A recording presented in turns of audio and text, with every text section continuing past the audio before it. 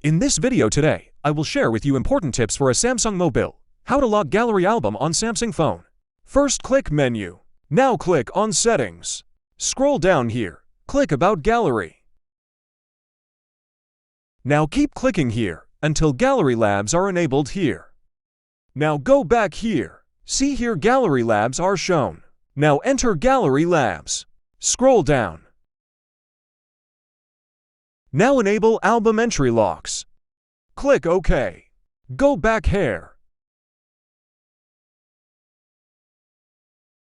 Now restart your phone to get this full access. I came back after restarting my phone. Click Gallery. Now hold and press on the album you want to lock. Now click More. Now click Lock Album. Look, my album is still locked. If you enjoyed watching the video, please subscribe to my channel.